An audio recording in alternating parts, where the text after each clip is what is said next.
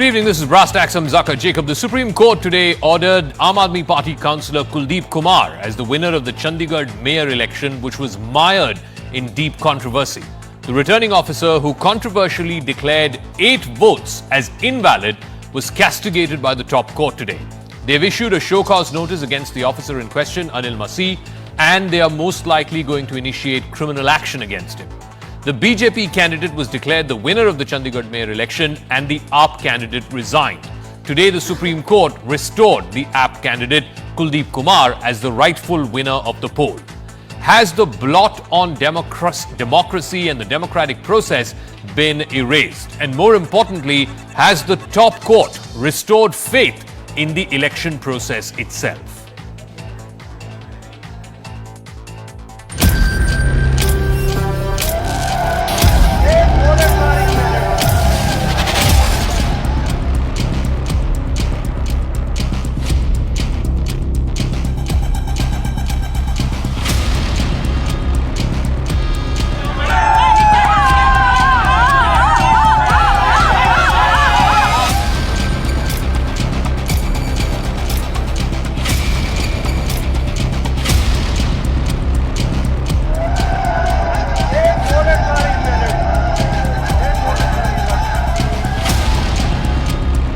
उनके मेयर ने कल इस्तीफा दे दिया, ये जाहिर है कि उन्होंने गलत काम किया था। सुप्रीम कोर्ट ने जिस तरीके से इस मामले में केंद्र सरकार को एक्सपोज किया है, मुझे नहीं लगता कि इतनी साफ गोई से किसी पार्टी की लीडरशिप कभी एक्सपोज सुप्रीम कोर्ट में हुई होगी। First time the court has intervened in an election process which had been concluded and held that there was a serious irregularity in the election process conducted by the presiding officer.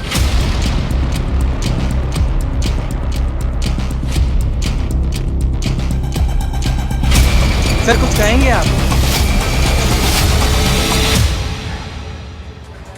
All right, so let's take you through what the Supreme Court said in a significant order today. Number one, it said that the presiding officer unlawfully altered the result of the mayoral election.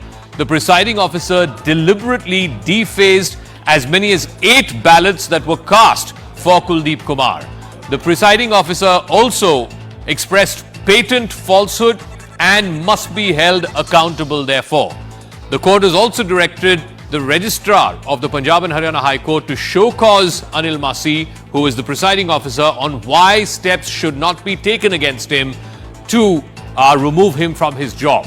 Also, the court said it is duty bound to ensure that the process of electoral democracy is not thwarted.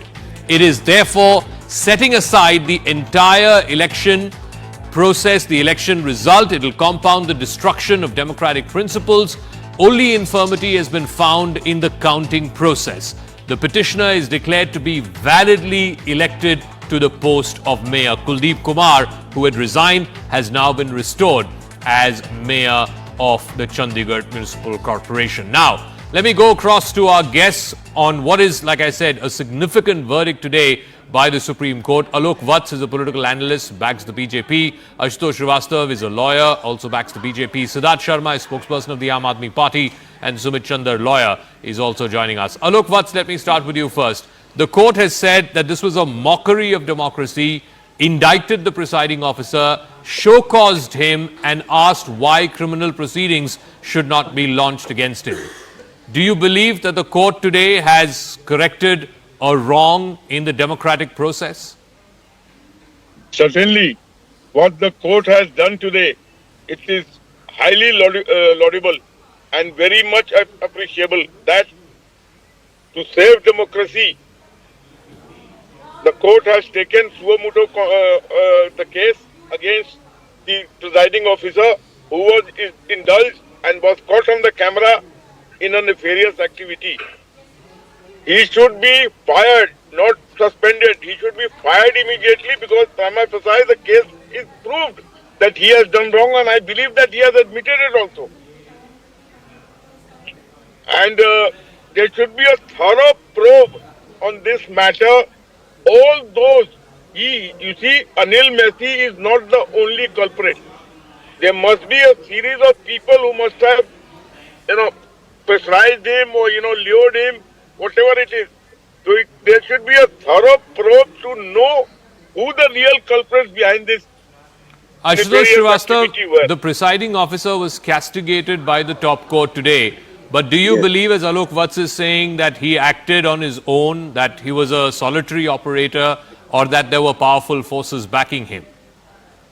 Absolutely. He has functioned on his own in his individual capacity.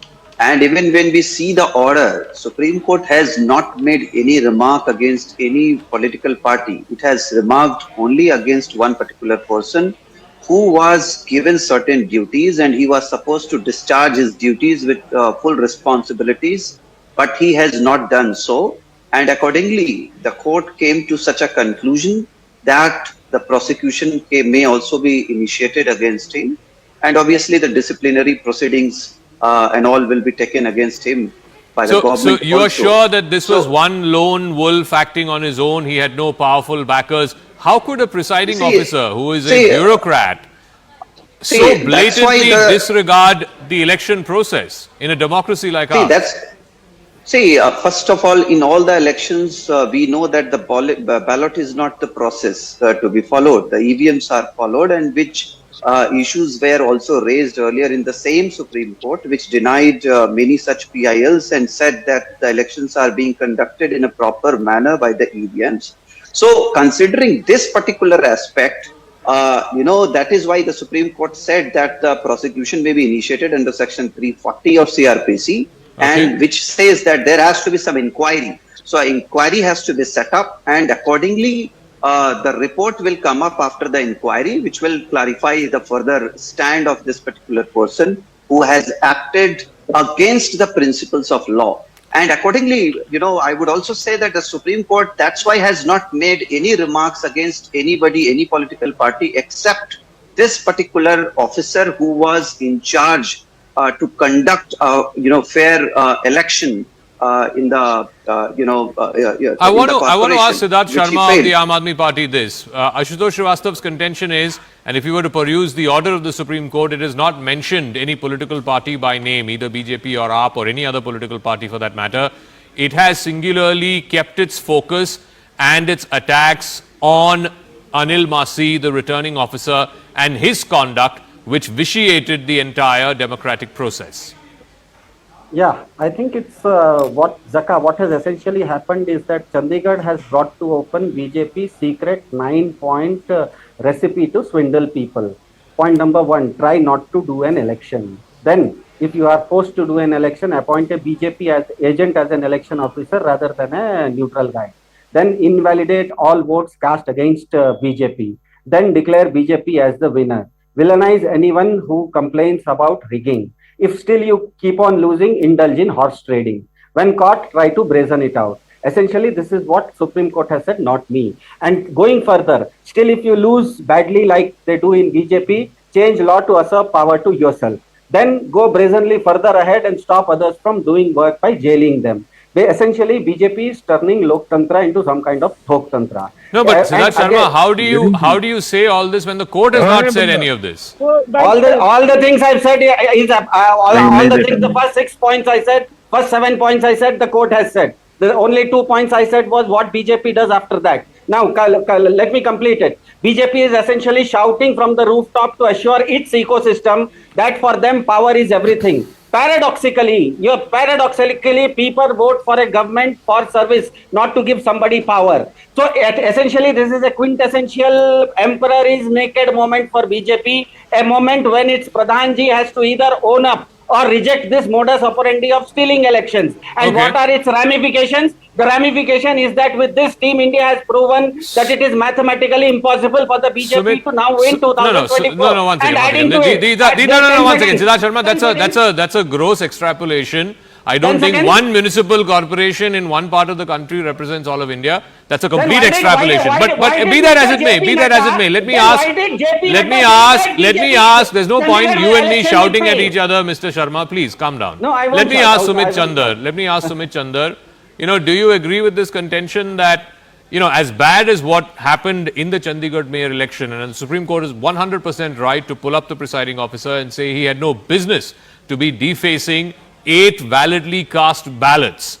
As bad as what happened there, this extrapolation that Mr. Siddharth Sharma of Aam Aadmi Party has made, that India Alliance is numerically can't be defeated, that it has numbers over and above what the BJP gets. Do you subscribe to that extrapolation? See, there is an entire interpretation of the Supreme Court judgment going here and there. Let us be very clear. Supreme Court has only tried here to protect the democracy, which was here at risk. It was the moment it came to the notice of the Supreme Court that things are going wrong, Supreme Court has pulled it up. Now what the Supreme Court, the contention was that the ballot should be rendered as invalid and those kind of things. Yes. There are rules and laws. The Constitution provides for everything in line. You cannot go beyond the Constitution. The Supreme Court is very clear that in order to protect and uphold the Constitution, it has gone to Rule 73(2), and under that rules, the ballots can be rendered invalid only in 3 conditions. One, if the votes are cast for more than 2 candidates, if a mark is left identifying the voter, and if a mark is left on the ballot making it difficult to ascertain. So there are only 3 conditions given under the law that the ballots can be rendered invalid. That is not the case here. Yes, so that is not the case here. That is why Supreme Court said that, listen, once the election has taken place, what now remains to be seen is who has the majority, and the majority party, after the recounting was done, was found to be a certain political party, and accordingly, but could the court not have ordered a re-election and a recount instead of saying that we are setting aside the result declared by the returning officer? We are declaring that these 8 votes were valid votes voted in favor of the AAP candidate. Could it not have set aside that declaration and said have a re-election and a recount? No, like I said, to set aside the entire validity and declare the ballots as invalid for a re-election, there are only 3 conditions which were not fulfilled in this case. Okay. So that is why re-election, Supreme Court says there is no question of going back to re-elections. What needs to be focused on is recounting, which has been done. A majority has been found by an independent person so, which has Alok, counted, and accordingly the contention of Sumit Chandar, the Aam Aadmi Party, is also that this is a blow to the BJP. BJP talks about India being mother of democracy, but look at the process being vitiated in the Chandigarh mayor polls. And that also, to take what Mr. Sharma is saying, that this is an example that India Alliance, if it came together and worked well, numerically it can beat the BJP. Please respond to that. Well, it was Punjab, where already BJP is on a not very formidable wicket. But had it been in some other states, the story would not have been the same. Let me tell you one thing. They are trying to accuse BJP of this whole episode, but even the court has not taken the name of BJP or any political party for that matter. People are conceiving that it was the BJP who orchestrated or who architected the whole thing from behind the scene. But there is no foolproof plan to put the finger on BJP. So BJP is not at all in the scene, but yes, let there be a thorough probe. Then things will come out. Who are the culprits behind it? Who instigated Anil Messi? But nowhere the court nor any particular man or anybody has said that the BJP was involved in it. But what about the contention made by Sumit Chandar, Mr. Vats, that the court had no option but to validate these 8 votes voted in favor of the Aam Aadmi Party candidate? It could not have ordered for a re-election or a recount. Because in the meanwhile, 3 of the AAP councillors who had won on an AAP ticket, they have joined the BJP just yesterday.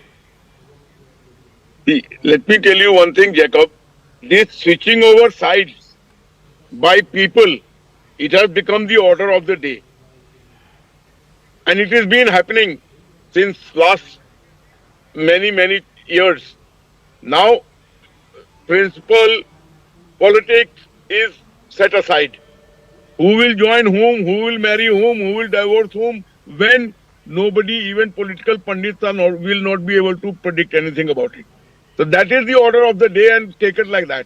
They must have deemed fit to go along with BJP, so they switch sides. Is it something new? It is happening everywhere. So So, should I there don't should blame- there be rules then, Ashutosh Srivastava? We know there is the anti-defection law, but clearly anti-defection law did not prevent change of MLAs' positions when it came to Maharashtra.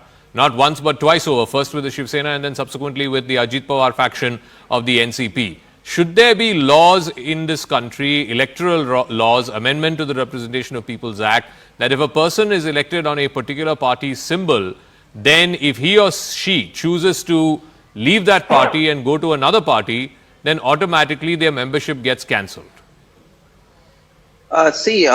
The principle behind it is there in the constitution, which says that a person who is having the mandate of the people, whom he is representing. So the constitution has given such kind of, a provision by which even if he changes the party, that continues, because it is said that he is being represented by the people, by certain voters who has voted him as an individual. No, but Maybe the not voters as would have a also political- backed for the political party that he or she represented and what that party stands See- for.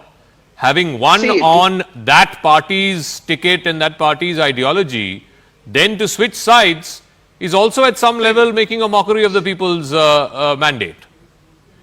The elections are, regular in nature. It is not a permanent thing. So that it keeps on going. Now, the person or the, elected person who has won the votes of the people, he decides how he can represent the people in a better way. So that mandate has been given by the constitution. So if any law has to amend, then it will be difficult, because the entire constitutional system is required to change in this particular, situation. So it will not be that easy. Mr. So, Siddharth Sharma, as per the so on the one hand, you haven't answered why the court has not specifically named any political party, even as it castigated the presiding officer, but leave that as it is. I also want to seek your explanation on why 3 of your councillors who were elected as Aam Aadmi Party councillors have left your party and joined the BJP. And there's no whimper about it.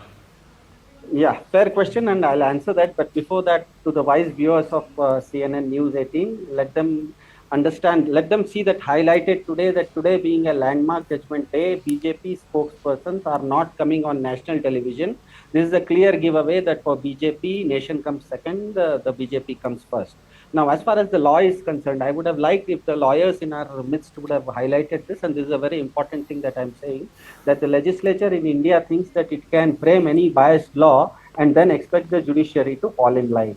But there is an Article 142. Today's judgment of the Supreme Court has come under the purview of Article 142, which says that where the law is bad, the Supreme Court can dispense complete justice. So that exactly has been done. And now, as far as the Aam Aadmi Party's 3 councillors are concerned, we know, I've said this earlier, that when BJP doesn't complete its numbers, it goes for horse trading, and this is not what I said, this is the Supreme Court has said. You can do horse trading in 2 ways. You can give some green grass to the horse, or you can rob someone's horse from its stable. So what has happened, we don't know. But right now, what the Supreme Court has said is that it has gone to status quo ante, because BJP always plays that if something has gone wrong, let us replay the match. Now, between that old match and the replayed match, they changed the status quo. And this is the first time that the Supreme Court has invoked Article 142 and said that no, it will go back to status quo ante. And that status quo ante, Article 142 invocation,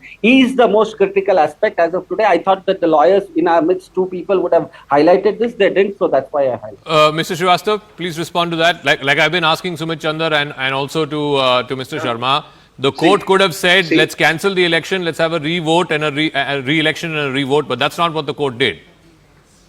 Whatever the court, after looking at the arguments of both the sides and documents in place, it came to a conclusion that, and as my learned friend also mentioned, the 3 conditions by which only the re-election can take place as per the law. But since none of the conditions were, matching this particular situation, and hence the Supreme Court came to a conclusion that instead of going for re-election, it will be wiser in the interest of justice that the same election can be continued and the 8 ballots can be counted accordingly, and then the results can be announced. And accordingly, the Supreme Court passed the order. Now the Article 142, what my friend just now said, gives power directly to the Supreme Court to decide certain matters. So obviously, the Supreme Court, not only in this matter, in many such cases which are of national importance or which is in the interest of people at large, can take the matter in itself and can decide, and accordingly it decided the issue. So this is how it is. So Sumit Chandar, if as Mr. Sharma says that this shows that the India alliance is alive and well, then why is the alliance splitting in Bengal? Why is the alliance splitting in Bihar? Even in Delhi and Punjab, where Aam Aadmi Party is ruling, there is no consensus, no agreement. In fact, both Mr. Maan and Mr. Kejriwal have said that they will fight alone. I'll ask this to Mr. Sharma also, but first Sumit Chandar. I'm not a political analyst, but what I can say is wherever the democracy it is at stake, as in this case, Supreme Court will intervene. So what we need to see is at this stage, if the Supreme Court has intervened and it has given logical reasoning for that. So there is no point today going about how politically it is affected, good, bad, ugly. In either case, irrespective of which government, I think one thing that is clear is that under no circumstances can the very democracy be put at stake by any party whatsoever. That is what the Supreme Court Okay, Mr. Sharma. I think Arvind Kejriwal, the Delhi Chief Minister, has made it clear. You can defeat BJP with good strategy. When we say good strategy, it does not mean fighting together. It means that sitting together and forming a very good strategy. And that is a very good strategy in Punjab, that we fight differently and win more seats. That is what Arvind Kejriwal was saying. So this is a game. It is a chess game. Please understand, in politics as well as sports, they are not blood sports where you draw blood. You do not, in politics and sports, they are not, your opposition is not an enemy to kill. It is a play, it is a game where you don't draw blood, but you defeat them fair and square. So that is what but Mr. Sharma, then in the chessboard of Bengal, in the chessboard of Punjab, in the chessboard of Delhi, chessboard of UP today, why is India Alliance not fighting together? Isn't it possible that India Alliance is trying to give mixed signals and keeping BJP confused by all this? Isn't it possible? Sir, पहले आप confused ना लगे, उसके बाद किसी और को confuse करने की बात। सर, हम आज जीत के हमने फर्स्ट विकेट वो तो एक म्युनिसिपल कॉर्पोरेशन में है ना। हाँ, तो म्युनिसिपल कॉर्पोरेशन में है। आप ये बताइए कि बंगाल, बिहार, उत्तर प्रदेश, पंजाब, दिल्ली, यहाँ पे क्या आप कंफ्यूज हो कि आप बीजेपी को कंफ्यूज करना चाहते हैं? चंडीगढ़ नहीं, सिद्धार्थ जी, वाई इन बंगाल, बिहार, यूपी, पंजाब, दिल्ली, आप खुद कंफ्यूज हो या आप बीजेपी को कंफ्यूज करना चाह रहे हैं? Because it seems like आप खुद कंफ्यूज हैं। नहीं सर, वो इसीलिए तो गलतफहमी में रखना पड़ता है। अरविंद केजरीवाल जी ने आज बताया कि स्ट्रेटेजाइज करके हराना पड़ता है और बहुत अच्छी स्ट्रेटेजी है। पहला विकेट बीजेपी का चंडीगढ़ में गिर गया। ठीक है, तो आलोक वत्स, ये तो बिल्कुल वो शाहरुख खान वाला डायलॉग हो गया, हार के जीतने वाले को कहते हैं बाजीगर। This is the India alliance strategy. Let me tell you one thing, Mr. Jacob. It was just a matter of fluke that they made it. They are not at all in hand in glove with each other. It was in a pond that they were able to, survive. But when it comes to sea, they are at sea with each other. Categorically, the Bhagwat Maan, the CM of Punjab, and even Kejriwal has said that we are going to fight it alone in Punjab. Yeah. And also in Delhi. So, where is this strategy going to fall then? When you are going to fight alone, it's going to be your own battle. So where does this strategic plan fit into?